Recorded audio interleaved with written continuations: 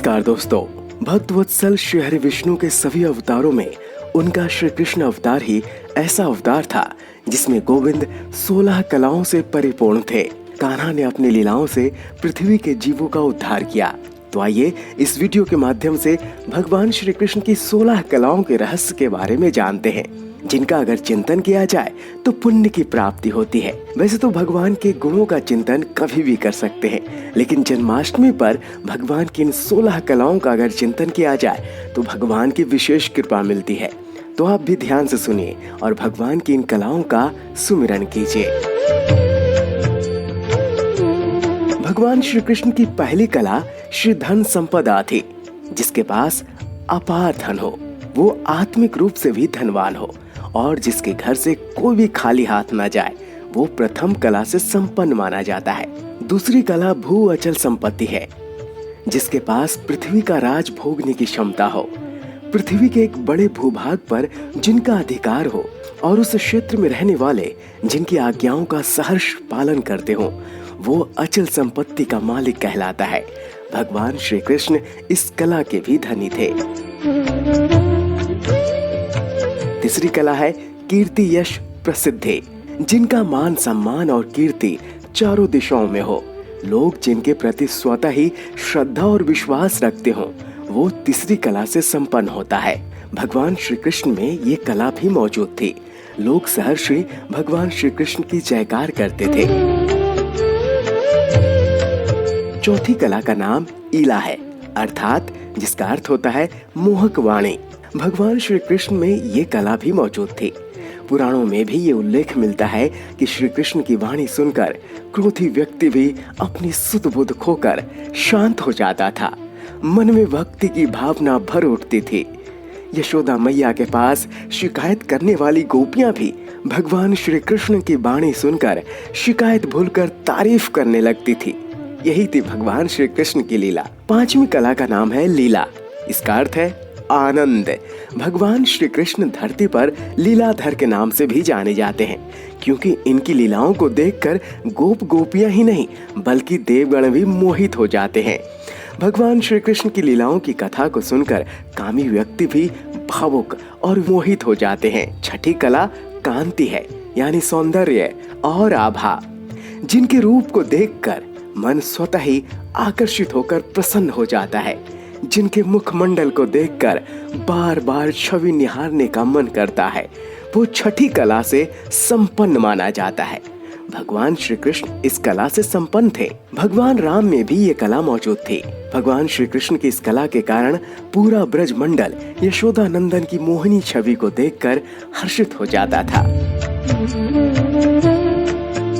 सातवीं कला का नाम विद्या है। भगवान श्री कृष्ण में यह कला भी मौजूद थी। भगवान श्री कृष्ण वेद वेदांग के साथ ही युद्ध और संगीत कला में प्रांगत थे। राजनीति एवं कूटनीति में भी भगवान श्री कृष्ण दक्ष थे। जिनके मन में किसी प्रकार का छल कपट न हो, वो आठवीं कला यानी विमला कला से युक्त माना जाता है। भगवान श्री कृष्ण सभी के प्रति सम्मान व्यवहार रखते हैं। इनके लिए ना तो कोई बड़ा है और ना ही छोटा। महाराज के समय भगवान ने अपनी इसी कला का प्रदर्शन किया था। इन्होंने राधा रानी और गोपियों के बीच कोई फर्क नहीं समझा। नौवीं कला के रूप में उत्कर्षणी यानी प्रेरणा को स्थान दिया गया है। महाभारत युद्ध के समय भगवान श्री कृष्ण ने नौवीं कला का परिचय देते हुए युद्ध से विमुख अर्जुन को युद्ध के लिए प्रेरित किया और अधर्म पर धर्म की विजय का पताका लहराया। भगवान श्री कृष्ण ने जीवन में कई बार विवेक का परिचय देते हुए समाज को एक नई दिशा प्रदान की, जो 10वीं कला का उदाहरण है। 11वीं कला के रूप में क्रिया को स्थान प्राप्त है। भगवान श्री कृष्ण इस कला से भी संपन्न थे। जिनकी इच्छा मात्र से दुनिया का हर काम हो सकता है, वो कृष्ण सामान्य मनुष्य की तरह कर्म करते हैं और लोगों को कर्म का संदेश देते हैं।